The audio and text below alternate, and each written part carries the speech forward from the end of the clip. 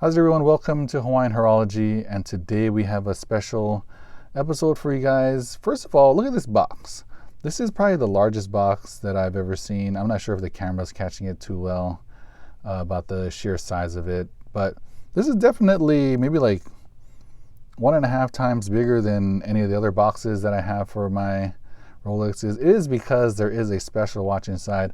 This is a YouTube first, I believe, and I haven't really seen any other articles about it.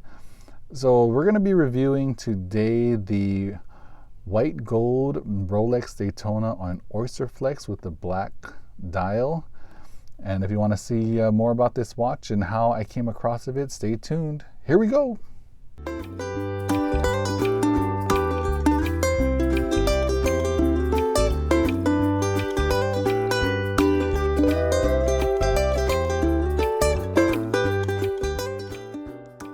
So here it is, folks, the white gold Rolex Daytona on Oysterflex. This is a new 2023 model.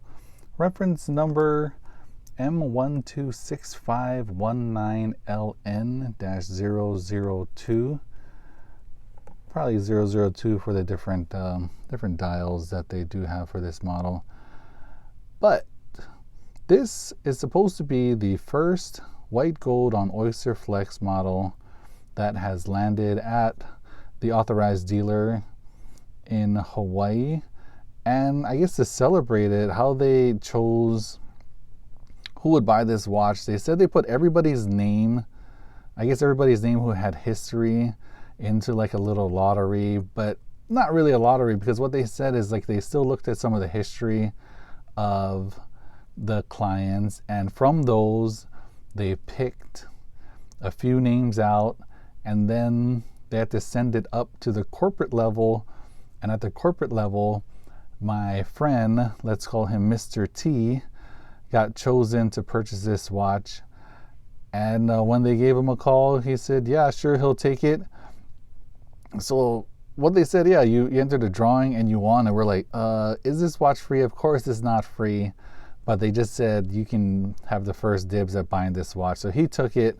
This is a very, very, very expensive watch, but it is very nice. It's a Rolex, and you know what? Like, so I am also a customer from this authorized dealer, and if they asked me if I would like to buy this watch, I'd be like, sorry, no, because it is really expensive. And I mean, yeah, it's really expensive. It's a nice watch, but to go through this kind of, I guess, lottery type of method, and it's like, it seems pretty crazy for a white gold Daytona, but I guess they said this is the first model that they got, so they wanted to do it this way.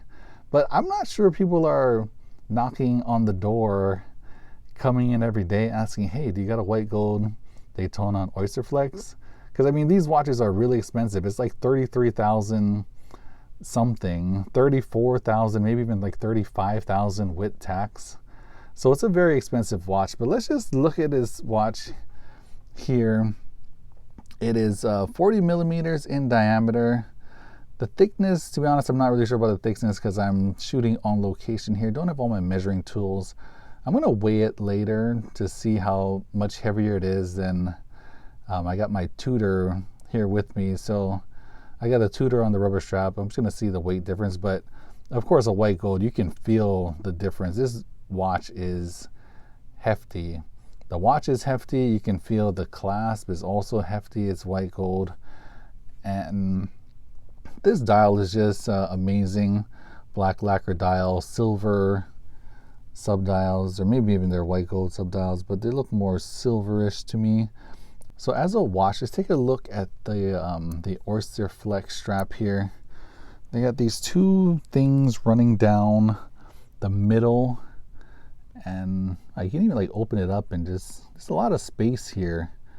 I guess for your wrist to breathe, and it also will kind of give shape to the watch while it's on your wrist. I'm gonna have a few wrist shots here coming for you guys throughout this video, but it says Oysterflex running down the side. If you guys didn't see one of these before, it should just say Flex on it, because that's what this watch is, a freaking white gold Daytona on a flex strap. That is a pretty boss move if you can pull off one of these watches. And I think you can wear this watch pretty casually because of it's very under the radar unless you do know exactly what it is. And if you do know that Rolex only has precious metals with the Oysterflex strap here, but let's check out the clasp here and the underside. I'm pretty sure this is newer for these models here. Correct me if I'm wrong, but I think the other models, I saw a few videos on it, it only had the 5mm easy link extension, but this has the glide lock clasp, and I believe it should be about the same as the sub. Maybe it's a little bit less though, because the sub is a 20mm extension here. But oh, this thing smooth, like this thing moves a lot smoother than my sub does, because my sub is very it's very hard to pull out, it's very hard to push in, and even trying to find different adjustment points is very hard to get to. But this one, maybe it is because it's on a rubber strap. There are the 2 titanium bands running down, so it has a little more, well, it has a lot more tension to these straps. It feels a lot firmer than a lot of these other rubber straps, be it from Tudor or Omega, even the secondhand or third-party straps from Everest and so on. But yeah, this clasp is very nice. Of course, it's heavy. It is white gold. So this watch being very hard to get, I'm not even sure whether I would be interested in a watch like this, because I don't know if you guys seen my video earlier. I'll link it in the card above. I was talking about one of my Grail watches, which I think I'm gonna get pretty soon, or I'll have the funding for it pretty soon, and hopefully I'll get it from an authorized dealer, is the 42mm yellow gold Yachtmaster on Oysterflex. And I know the Yachtmaster does not have the end links connected to the strap. The strap does have a small gap in between, but when you lift it up, you can't really see the gap. I did try it on in the store, but it's really hard to see it and to really experience it at the store. Like this, this is the longest I've ever,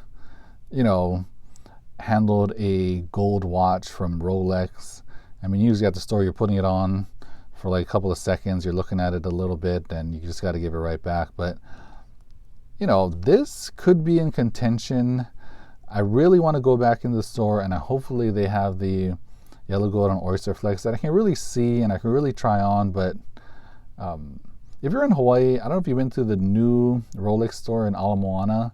The store is very dark, and I think they kind of make it like a loungy, kind of like maybe like a club type of vibe. The lights are low. It doesn't have that typical jewelry store, really bright lights that you can really see, see what you're looking at. It's kind of like a lower light. You can kind of see the watches, and it's not as easy to see. But that's where I tried on the yellow gold Yachtmaster, and I didn't really get a good look at it, but I do really like it. But only about $4,000 separates this watch and the yellow gold Yachtmaster. So I mean, I'm pretty sure if I do get a gold watch, I'm not going to get a white gold watch, because I just want a yellow gold watch, and white gold, to be honest, looks too much like stainless steel to me, that it doesn't really have any difference aesthetically. I want something, if I want to wear a gold watch, I want it to be yellow, or I want it to be rose gold, because that's what the color scheme I'm looking for. I have enough stainless steel watches to kind of fit this type of vibe here. But this may be changing my mind. I could go for the kind of the Pikachu Daytona model, the yellow gold, black with kind of a goldish face with black subdials here. But I'm not sure. This one is changing my mind. I would like to know in the comments which one you would prefer. This is not which one is worth more, which one can flip for more. I just want to know which one you would prefer. If you had a yellow gold watch, would you want it to be a Daytona, or would you want it to be a Yachtmaster, or any other type of model too? Like, one of the really things that I'm going back and forth with is I feel like the Yachtmaster is my grail watch, but I could get another gold watch, spend half the amount of money. For example, with the Glass Suit Original, they have a red gold watch on a rubber strap that looks absolutely amazing. I could get that watch and probably maybe the gold Tudor Black Bay 58. So I'll have a red gold one with black and a yellow gold one with green for the same price that I could get the Yachtmaster, even this watch, for. But this watch is gorgeous. Let me know what you think, and let me know if you have heard of these type of lotteries that I explained earlier in the video about how my friend Mr. T got this watch, and hopefully he'll let me borrow more of his watches so I can compare and contrast, and maybe he has more big watches like this. But this watch is just gorgeous, and I would add it to the collection if I had unlimited funds, but of course that is not the case. But yeah, let me know what you think. Let me know what model you think I should get, this one or the Yachtmaster or something else. But thanks again for watching. Shoots!